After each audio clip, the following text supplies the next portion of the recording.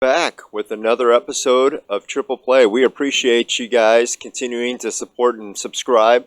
Let your family and friends know to do so, and the more you watch, the more you listen, the better things continue to grow for us and allow us to do more for you, to add content, to add more stuff along the way. Also, if you're somebody who's not a YouTuber, will know this. As of today, we are now on both Rumble and most of the podcast sources. So if you listen to Spotify or something like that, check us out there. Again, just make sure you're liking us, that you're downloading us. The more you do that, the better it helps us along the way to continue to do this. So with that being said, we appreciate that. So right now, go ahead and subscribe. Just joking. All right.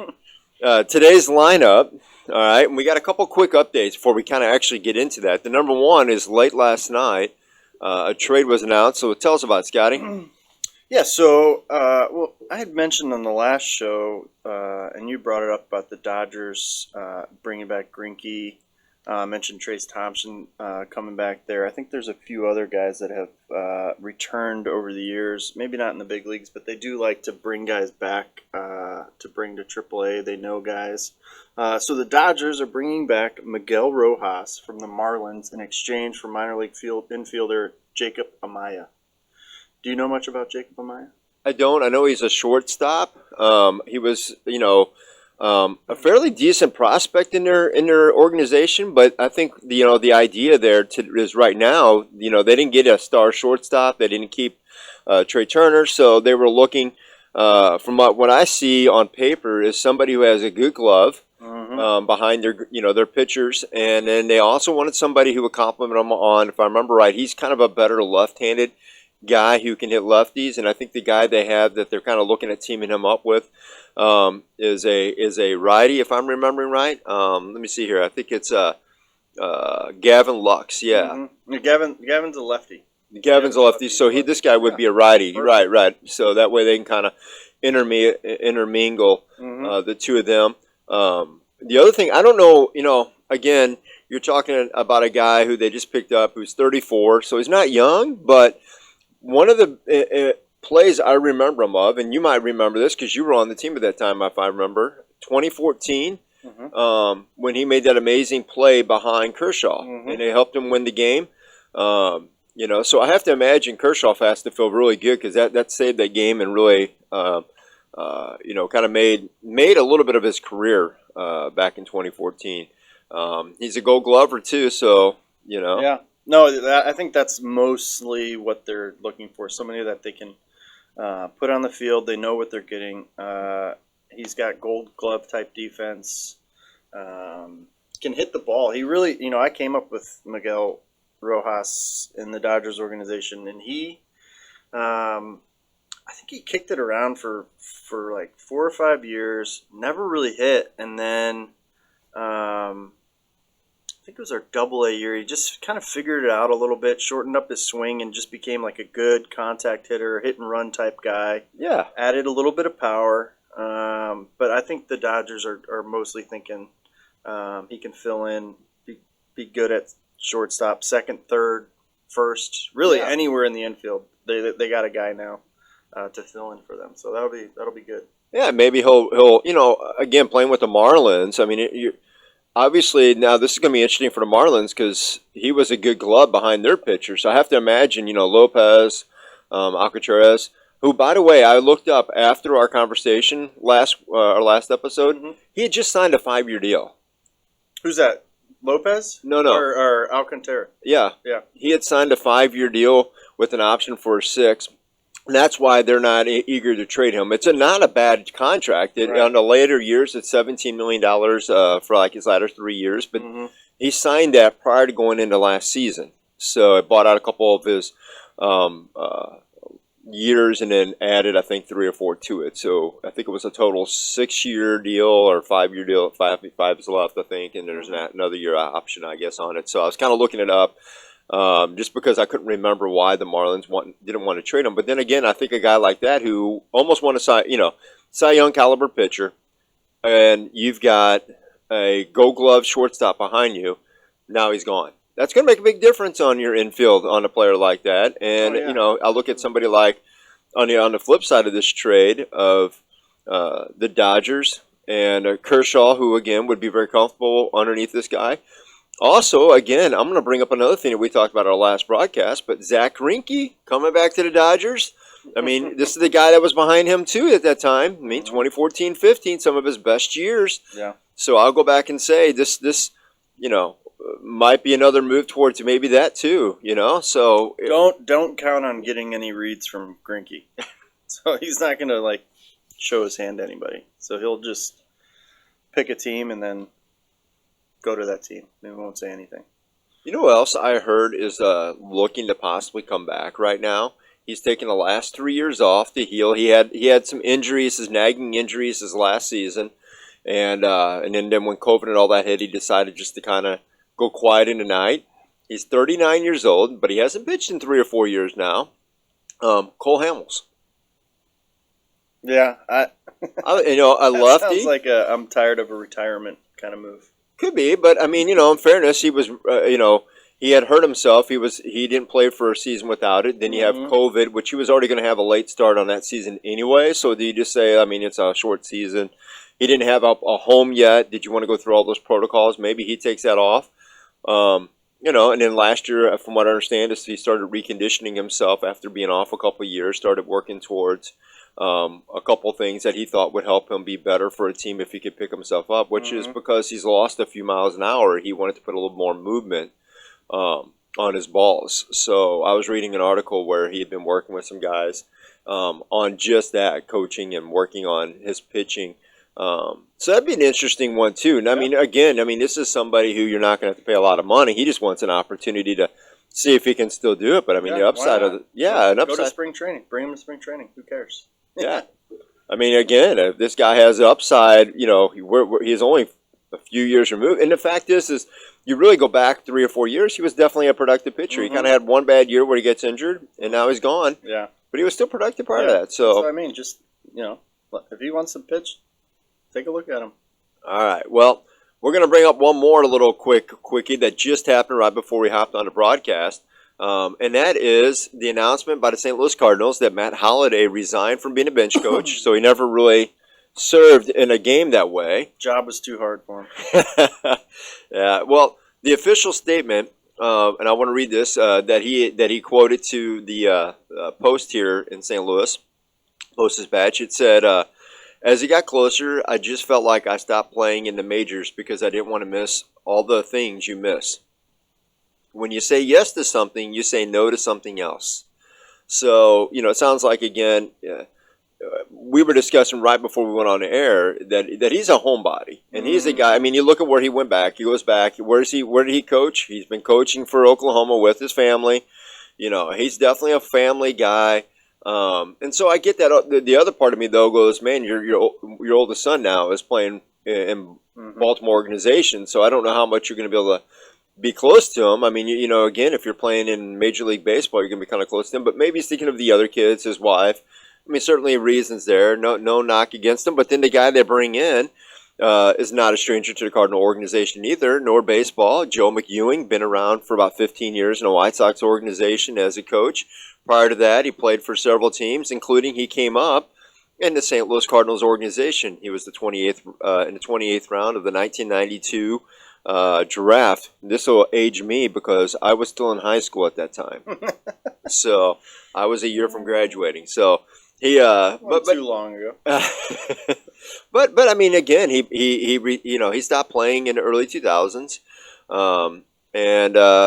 His career, he's not known for being any major player in his career, but he was an on-base guy, and he played everywhere but pitcher and catcher, so that tells you he's a versatile guy. So now he comes in at age 50. He's the bench coach for the St. Louis Cardinals. He's been doing it for a while. Yeah. I mean, he's been 15 years in the White Sox organization as a coach, so he's not a stranger to coaching, and he's had success. Yeah. Very, very, very good success if you look at his record in the White Sox organization. So, it's a player they know per se, but it's also a player who's gone through the tiers of going up and learning how to coach. It's not like, the thing about Matt Holliday is, he coached at college, but he hadn't done anything other than a few years of college. Now you're getting somebody who spent 15 years in Major League Baseball, working his way up through the minors. So, Yeah. this might bring a little more fluidity in the sense of knowing the players and where they're at. Now, the thing I would say that I was kind of excited about Matt Holliday is one of the things that it seemed like last year they recaptured was some leadership in that on the clubhouse in the Cardinals organization. We used to talk about the Cardinal way, and back comes Albert, and he seemed to bring back that approach to the players, and they really seemed to identify with it. And it seemed like it left, not when Albert left, but when Matt Holliday left. When Matt left, that next season was just absolutely horrendous for Mike Matheny. And I look back and I really thought one of the key things was the minus of Matt Holliday and the plus of a couple of the other players that picked up that offseason, Dexter Fowler, some of those guys. They're not necessarily terrible players, but leadership matters in a clubhouse. And having people who can lead, I have no doubt that Wainwright and Molina led their parts, but it seems like that was missing. We started to kind of regain it with Arenado and Goldschmidt being picked up. Mm-hmm. But it seemed like Albert was that final touch, and I was thinking, well, with Albert gone, maybe Matt Holliday comes back, and he's that guy who kind of challenges them a little bit, not necessarily as a bench coach, but just as a guy who's played the game. He can, get on him. I remember he got on to Luddy. If you remember when Ludwig was with the Cardinals. Oh yeah, Ryan Ludwig. Yep, he had dealt with some injuries through the minor leagues, and at one point, him and Matt Holliday got into a real fitness routine, and he got down to some ridiculous, it was like 3% or 4% body weight. It was something ridiculous like that. And, of course, his career really did well. I mean, his St. Louis years were some of his best years in baseball. I mean, we're talking a guy who had high 20s, low 30s home runs for a couple seasons before being traded, and an infamous trade. Yeah. So I really like Matt Holliday. I think the Cardinals were going to get a good coach with him. But that's a funny quote to come with. Like, that's your response, is to say, when you say yes to something, you say no to something else. But you said yes to something. Yeah. Let your yeses be yes and no's be no. Yeah. And, I don't know the details. Maybe he expressed, like, I'll say yes, but, like, just so you know, I might, my feelings might change as it gets closer. It seems like they picked up Joe McEwing right away. Yeah, so maybe they had somebody, some guys in the mind if Matt did decide, I don't want to do that. But maybe he gave him a little bit of time. Maybe after saying it, a month later, said, "Hey, I'll do this if you guys really want me to, but I'm leaning this way." But it's a funny quote to come with when you're saying, I'll absolutely. take the job. Absolutely. Just say no to the job, and then you're saying yes to your family. Well, let's get into our next one. So we have a guy who we've talked about a few times a while back, and we got Rafael Deavers. He is now signed and locked it in with Boston. That was interesting because I did not, honestly, a lot of people thought he was going to leave. Mm-hmm. And then he signs this big contract, which congrats to him, 11 years, $331 million. I mean, that is quite sizable. Mm-hmm. It really makes me wonder, what are the Red Sox doing? It seems like this is a team that's been a little bit directionless over the last 4 or 5 years since they last won the World Series and beat the Cardinals. Mm-hmm. It seems like they've kind of gone through this period where they just can't figure out who they are. Are they going young? Are they going old? Obviously, Deavers is a great investment, and he's going to be around for a while, so you can build the youth around him. He's young. He is 26, right? He's been playing for 6 years. He got in the league when he was 19, I think I remember. Yeah. He was like a young... He was really young. Yeah. Yeah, he turned 26 in October. I was looking it up here. So 26 in October. He's a doubles machine. I like that. I like guys who aren't just power hitters. I mean, he has power, but 105 RBIs, 44 doubles, not bad. 32 homers. I mean, this is a guy who is a solid pickup, a young player. I mean, again, Boston, great move. Yeah. Locking him in and keeping him. And he was 16. Sorry, he was 16 years old when Boston secured him. When they signed him, Yeah, they got him for a $1.5 million signing bonus.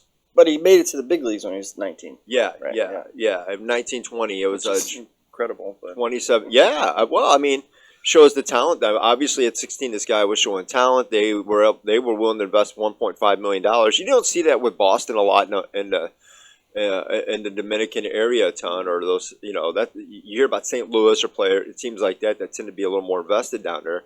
Though others will certainly make that move, but I mean they identified that talent, realized it. They thought that they could groom it. Mm-hmm. They did. He's rewarding them by staying with them and not testing free agency. And so good all the way around. I'm happy for the Red Sox, but it just makes me wonder, what are they doing in a sense of, are they still going to go youth? Like they're still. I think that they started off last year really well, if I remember correctly, and then it was like a month in the season, 2 months in the season, it was just like straight downhill. Yeah, one of their best pitcher last season is still free agent. Yeah.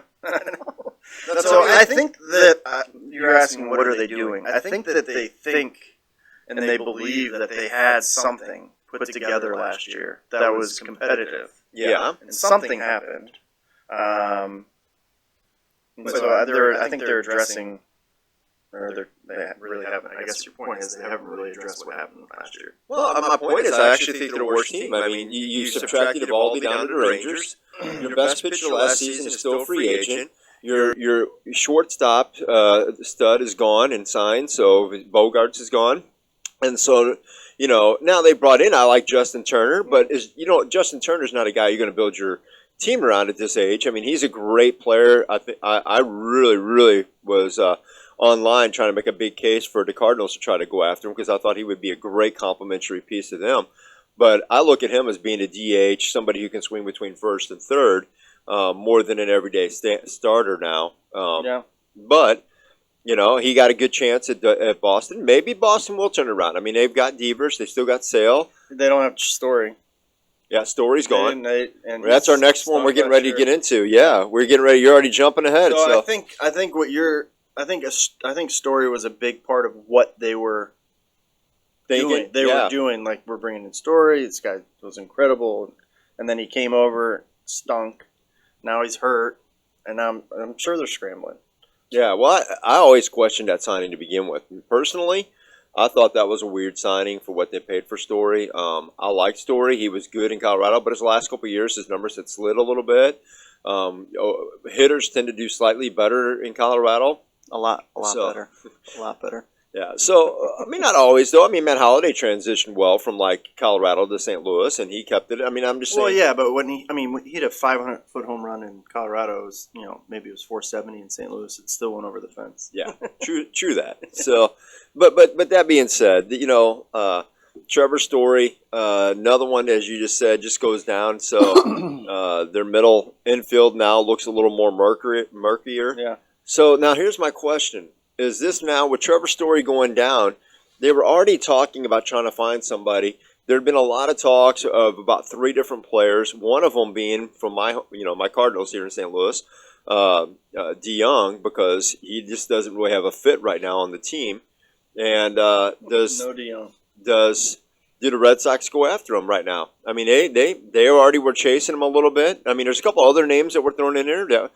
Do they go after another player out there, or do they try to bring somebody up through the organization? Yeah, I think that's it. I don't know DeYoung. I don't want to speak bad about him.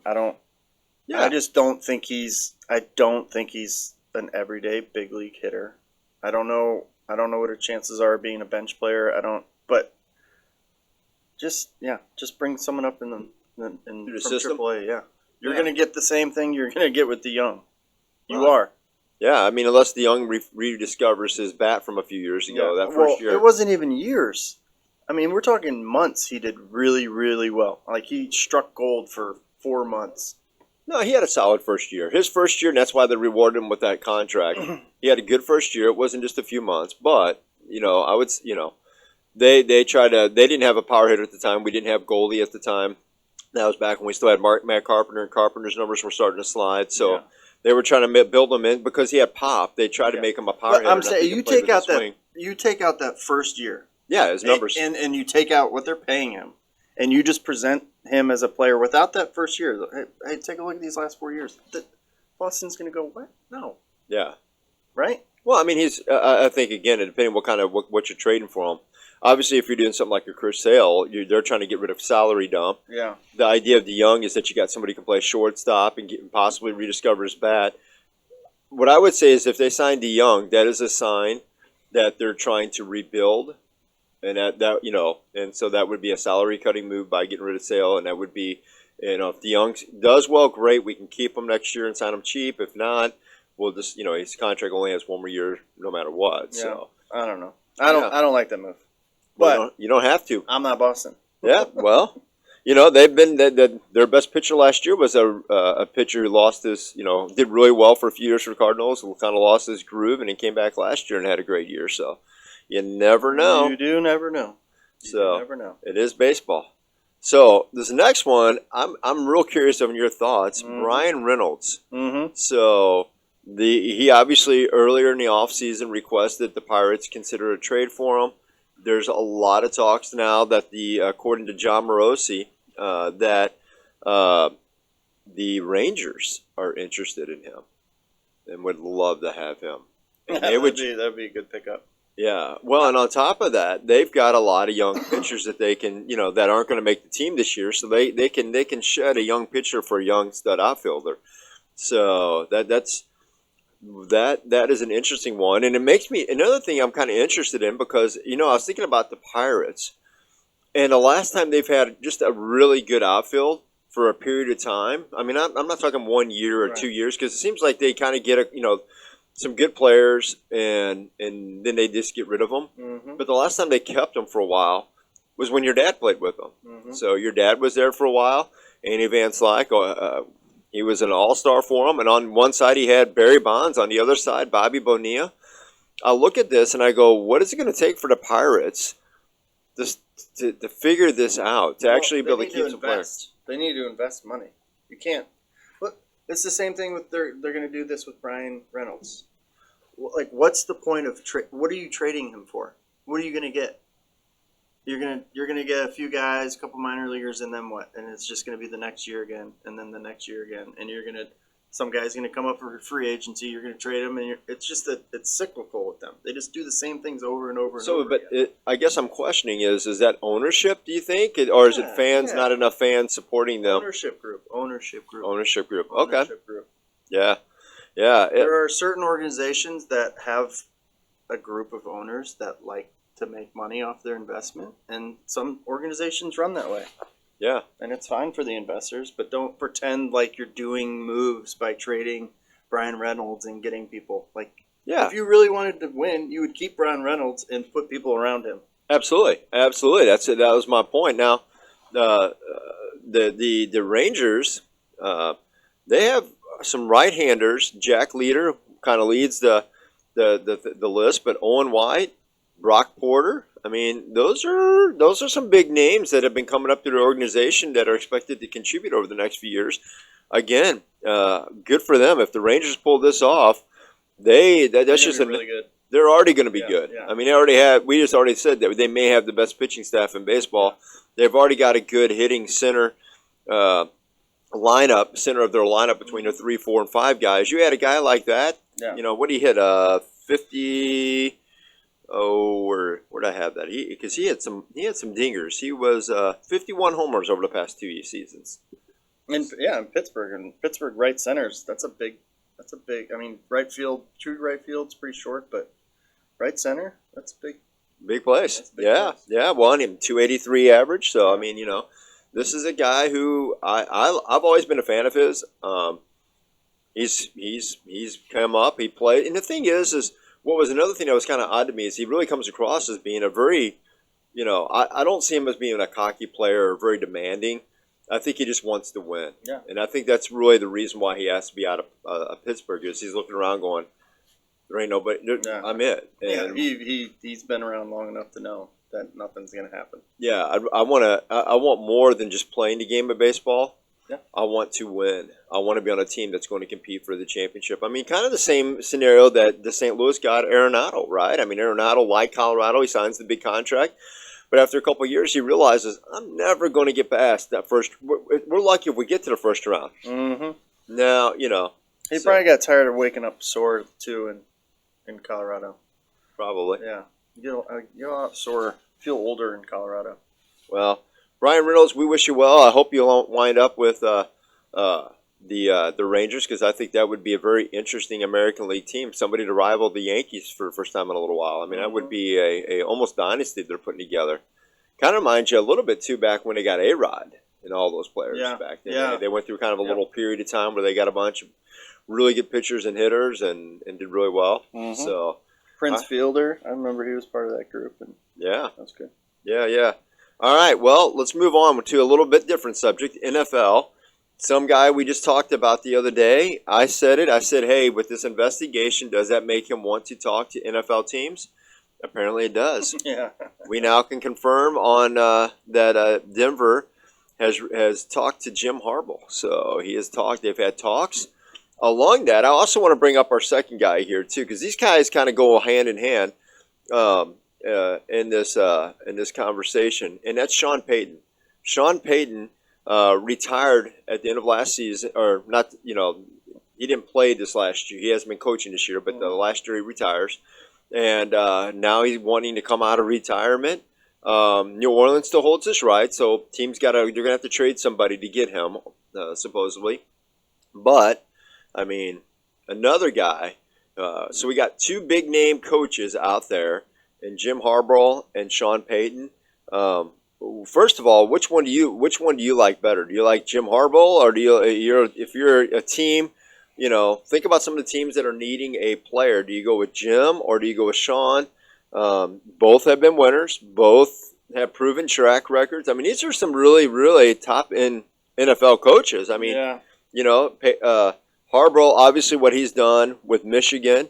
And then Sean Payton, his time with New Orleans, and even being away from the game and coming back and producing yet a winner afterwards, proving that even if he was gone for a year or so, that he could come back and do it again. I mean, I think they're probably two different hires. I think Sean Payton you hire for an established team, and you hire Jim Harbaugh for a younger team. I mean, Jim Harbaugh's been working with 19, 20, 21, 22-year-olds for a really long time, and would ease that transition for a lot of players in the NFL, I think. So if you're going to hire Jim Harbaugh, you hire him for a younger team.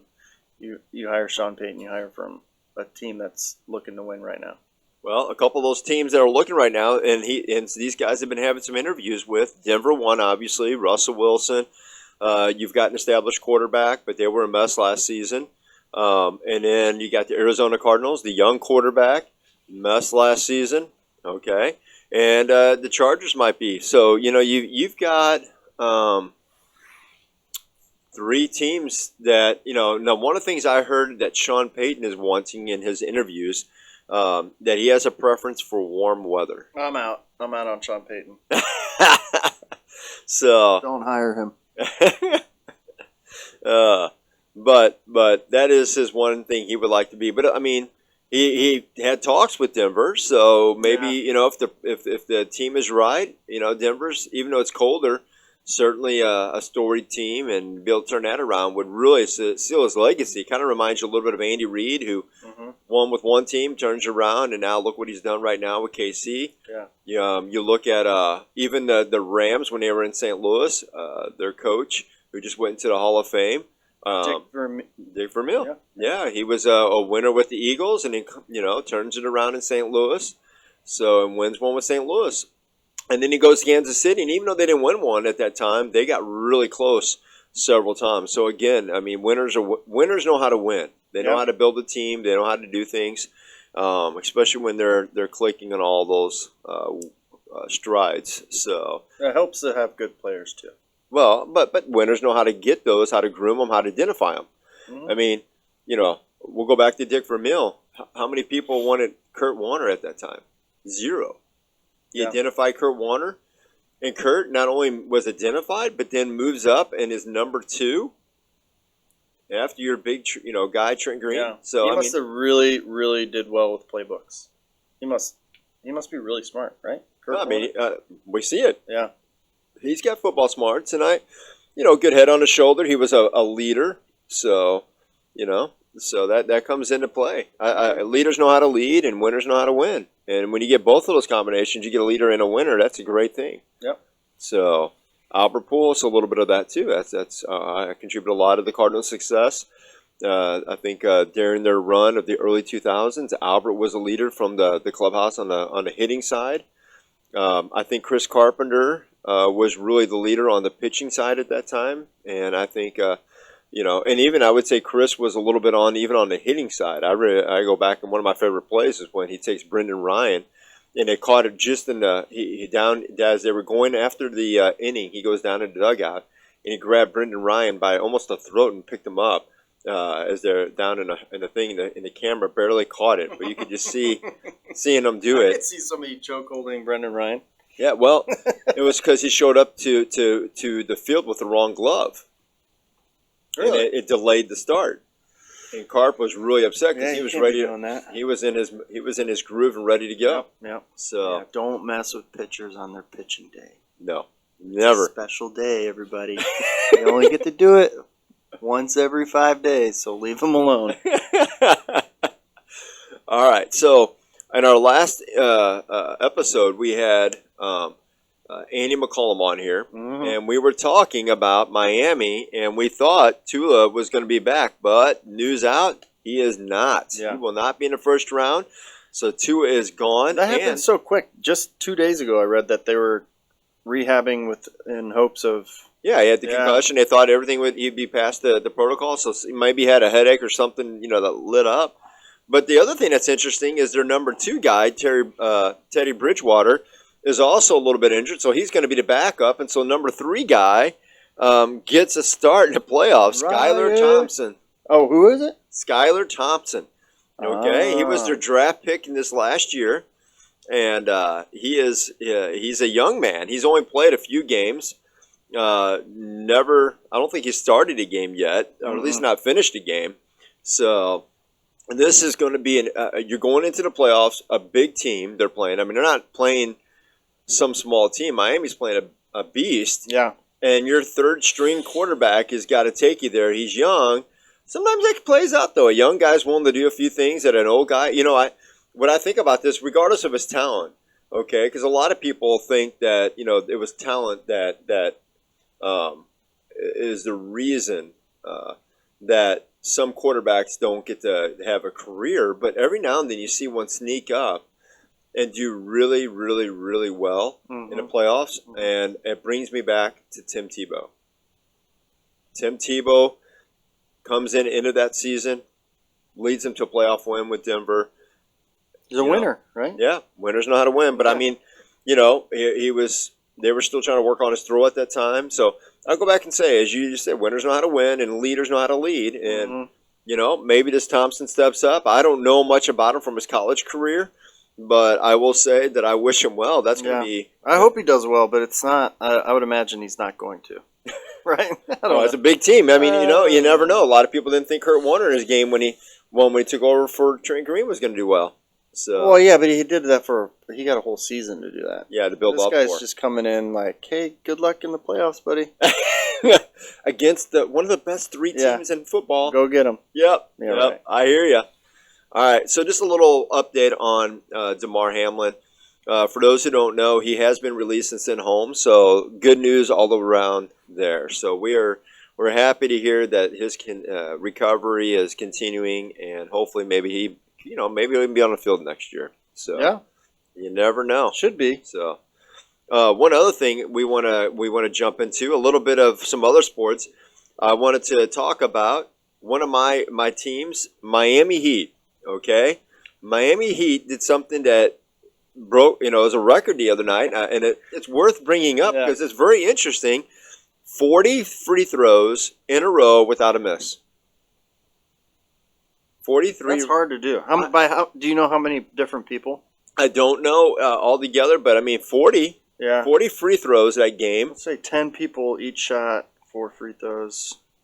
That's still impressive. I know, and not to miss a one. Yeah. And they won the game by 1. Does the other team feel okay about that loss? Like nobody ever has made 40 in a row, guys. Well, it happened to you. Oh, yeah. And you lost by 1.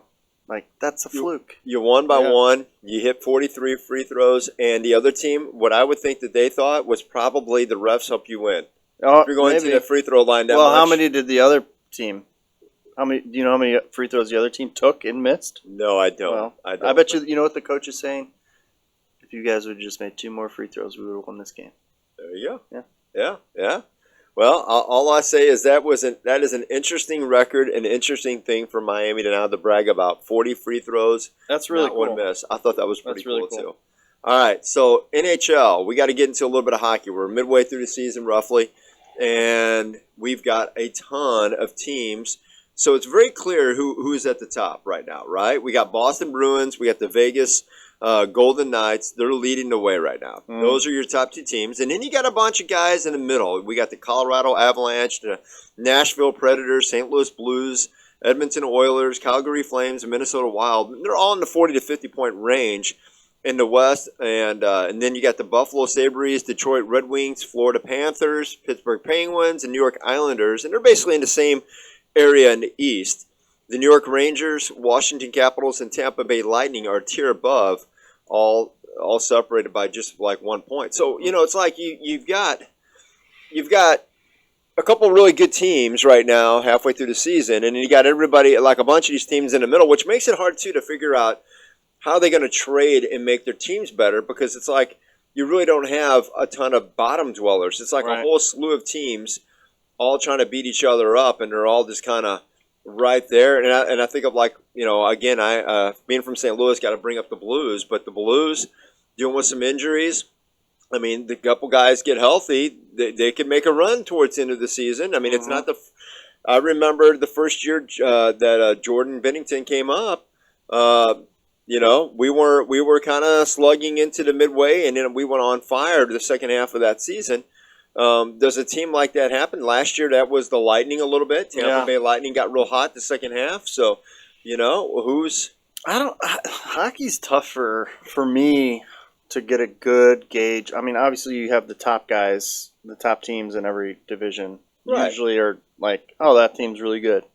But with the playoff schedule the way it is and how many teams get into the playoffs, I think that just over time teams have milked that, knowing that there's a really good chance that they'll get in the playoffs, and they kind of, I think, play the season. It's okay if we start off a little slow. It's okay if we do this here and there.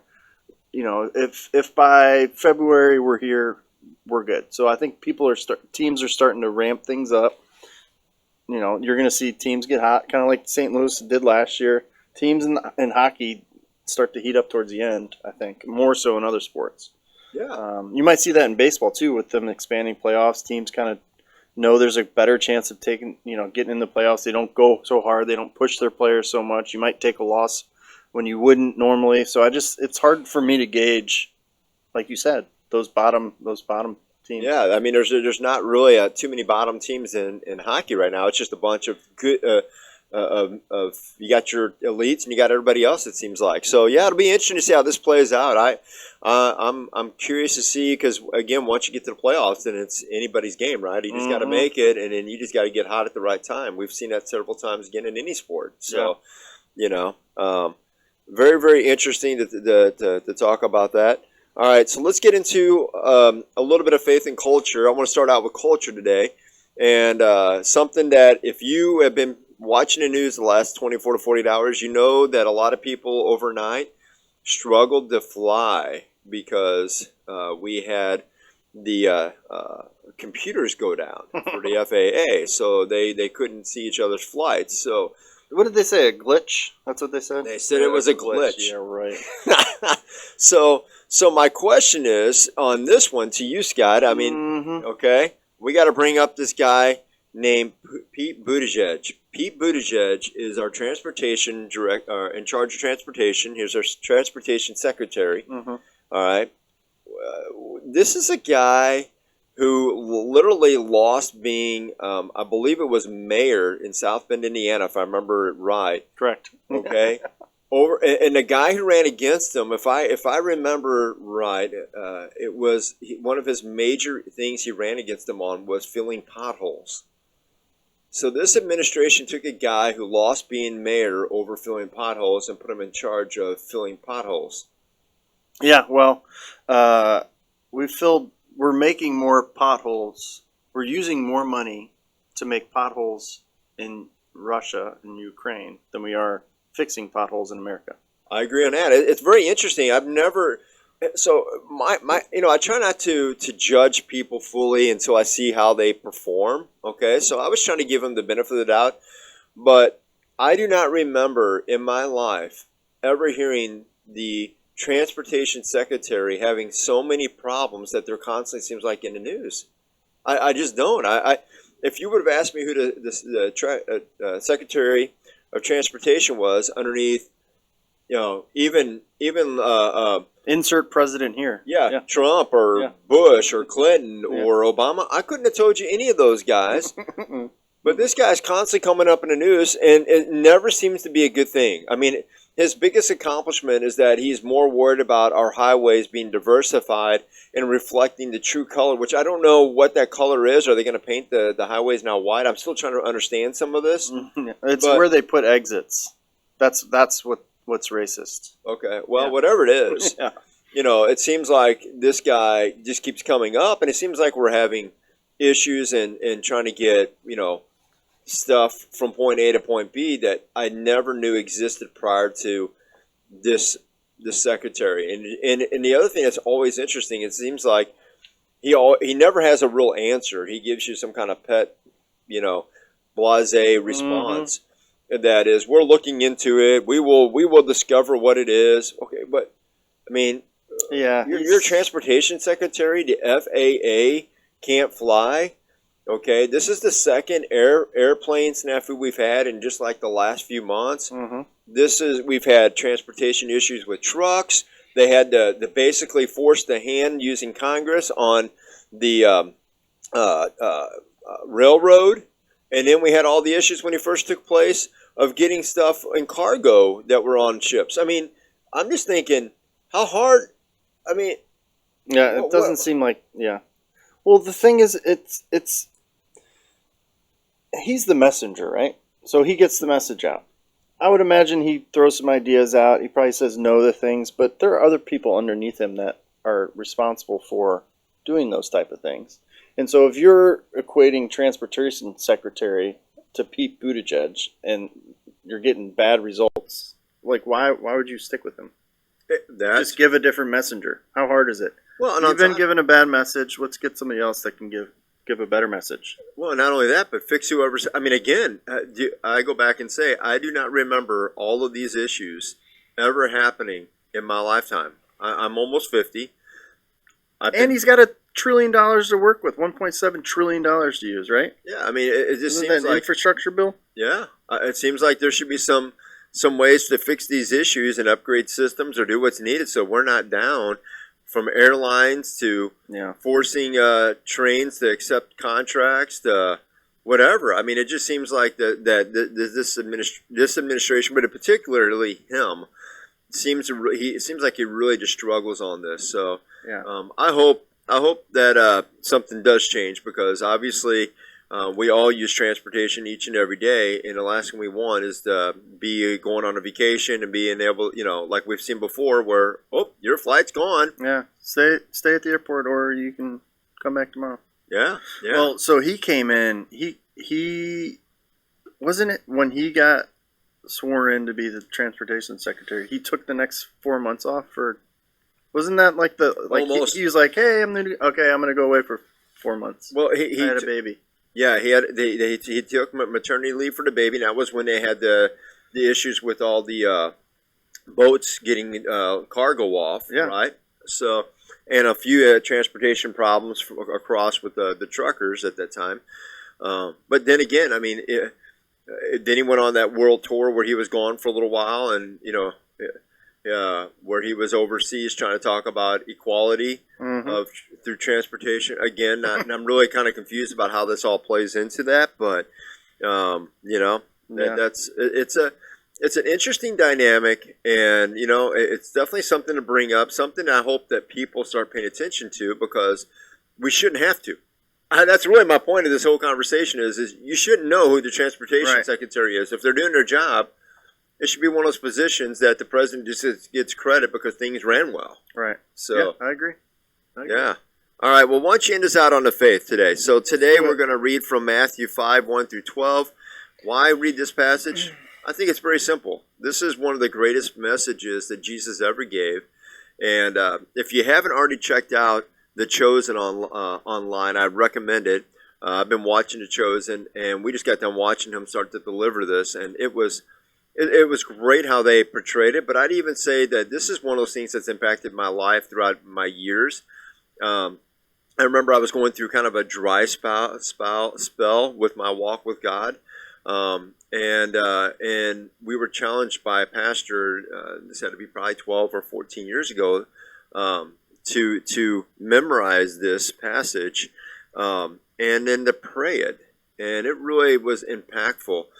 He did this, and then he did the Beatitudes later on, and memorizing those and being able to pray through those meant a lot and really helped me in my walk. Mm-hmm. So why don't you read that for us as we end this? Matthew 5, 1 through 12. And basically what you're going to hear is essentially what Jesus came to do, and what our hope is to undo every wrong that has been done by man. That's Jesus' end game. So when we get to heaven, all these things that you're going to hear about are going to come true. So when Jesus saw the crowds, he went up on the mountain, and after he sat down, his disciples came to him. He opened his mouth and began to teach them, saying, "Blessed are the poor in spirit, for theirs is the kingdom of heaven. Blessed are those who mourn, for they shall be comforted. Blessed are the gentle, for they shall inherit the earth. Blessed are those who hunger and thirst for righteousness, for they shall be satisfied. Blessed are the merciful, for they shall receive mercy. Blessed are the pure in heart, for they shall see God. Blessed are the peacemakers, for they shall be called sons of God. Blessed are those who have been persecuted for the sake of righteousness, for theirs is the kingdom of heaven. Blessed are you when people insult you and persecute you and falsely say all kinds of evil against you because of me. Rejoice and be glad, for your reward is in heaven, and it is great. For in the same way they persecuted the prophets who were before you." Awesome. Well, that's another broadcast here from Triple Play. Remember to subscribe. Remember to like. Remember, if you're not a YouTube fan, we're on Rumble. We're on Spotify. The iPodcast, I think pretty much anything out there. And if we're not on there, keep an eye out, because we will probably be. I think there's just a handful that we're still getting approval on. So we've submitted, and we will be there. Yeah. So let us know what we can do better. Yeah. If I'm standing behind the mic and you can't see me, if my sound's too low, too high, we're working the kinks out. So the more you guys watch, the more we can continue to do this. Yep, your feedback is appreciated. Give us comments, give us a call, but also feel free to put comments down below. And also like, subscribe, share. Share is a big one too. We need to get the word out. And the more you get the word out, the better we do. So with that, we just want to thank you again for another episode of Triple Play.